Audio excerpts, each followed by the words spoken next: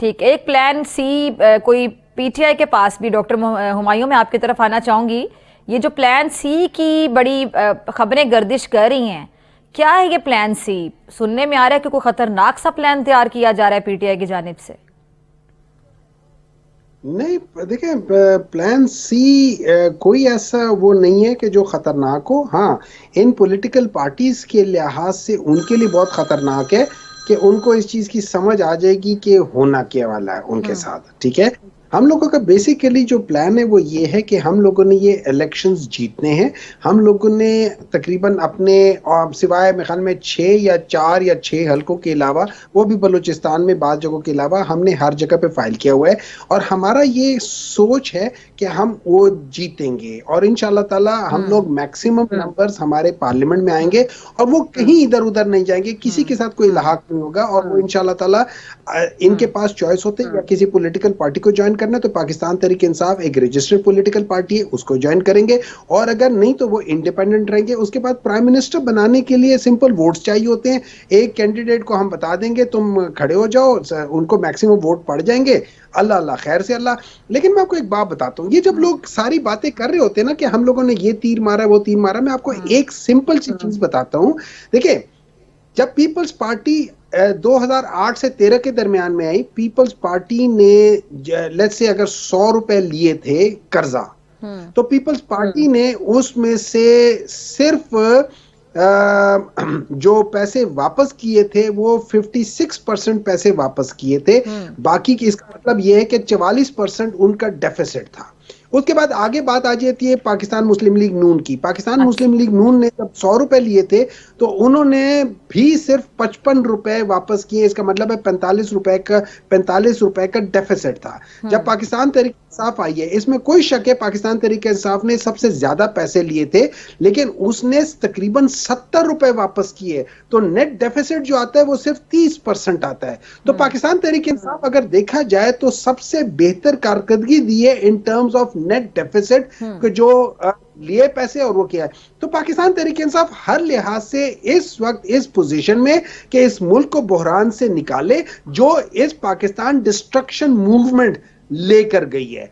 इस उसमें हमारे पास हम वाहिद वो लोग हैं जिन्होंने पाकिस्तान में सबसे ज्यादा जो सोशल सेक्टर है उसके अंदर हम लोगों ने इन्वेस्ट किया। अच्छा, उसकी मैं 2-3 चीजें बताता हूं। ये याद रखें कि इन लोगों ने जो जो पैसे देने थे काकड़े केस में, वो पाकिस्तान तहरीक इंसाफ ने 1.2 बिलियन डॉलर्स की पेनल्टी बचाई थी अपने ताल्लुकात की बेसिस पे।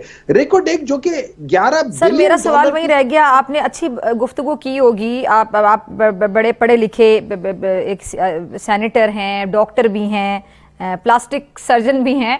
मुझे ज़रा बताएं कि मैंने पूछा था प्लान सी के हवाले से बड़ी खबरें गर्दिश कर रही हैं, और आपको भी पता है कि प्लान सी के हवाले से क्या खबरें गर्दिश कर रही हैं, कितनी सदाकत है। ये प्लान सी कहाँ बनाया जा रहा है, क्या है, क्यों ये बनाया जा रहा है? सुनने में आ रहा, चलेंगे, ये सुनने में आ रहा है कि पीटीआई इलेक्शन से एक दिन पहले बॉयकॉट भी कर सकती है इंतखाबात का। I really don't think so जी। I would be surprise. मुझे रिजॉल्व नजर आता है इमरान खान का, वो ये है कि हमने इलेक्शन में जाना है। देखिए, इमरान खान की सोच डिफीटिस्ट सोच है ही नहीं। वो हार के मतलब वो हार जाने को तरजीह देगा बनिस्बत इसके कि वो मैच से विड्रॉ कर ले। ठीक है, उन्होंने आज तक एक उन्होंने किया था, वो इन प्रिंसिपल स्टैंड था कि जब एक जो आमिर था उसके अंडर 2008 के इलेक्शंस में हम सब लोगों ने मिल के उसको बॉयकॉट किया था। लेकिन अनफॉर्चुनेटली ये 2-3 पॉलिटिकल पार्टीज हैं, इनका ना दीन है ना ईमान है, इन लोगों ने आखिर में आके इलेक्शन लड़ लिया। जमात इस्लामी और पाकिस्तान तहरीक इंसाफ वो जमातें थी जिन्होंने इन प्रिंसिपल जब स्टैंड लिया था तो उस पे मेंटेन रहे थे और उन्होंने उसका इन प्रिंसिपल बॉयकॉट किया था। तो हम लोगों ने अगर कहा है कि हम इलेक्शन लड़ेंगे हर सूरत में, और जब लोग आगे जा रहे हैं तो मुझे वो लगता ही नहीं है कि पाकिस्तान तहरीक इंसाफ उसे, हाँ ये जरूर हो सकता है कि हम एक सरप्राइज इस लिहाज से दें कि हम लोग किस तरीके से पार्लियामेंट में आके एक हुकूमत बनाएंगे कि जिसकी बेसिस पे इन लोगों को एक वो क्या कहते हैं दिखानी सजी ते मारनी खब्बी, तो वो हम इनको दूसरे तरीके से बताएंगे कि हम कैसे। अब वो मुझे उसके डिटेल्स भी नहीं पता, और अगर पता भी होते शायद मैं डिस्क्लोज ना करता। अच्छा। कि भाई हम किस तरीके से हुकूमत में आने के हमारे जो लोग हैं उनको हम कैसे हुकूमत में कन्वर्ट करें। असल चीज होती है conversion on the last day. ये लोग जिस चीज पे बैठे हैं वो ये कि यार पाकिस्तान तहरीक इंसाफ जीत जाएंगे, इनके इंडिपेंडेंट लोग हैं, हम उन इंडिपेंडेंट लोग को खरीदेंगे।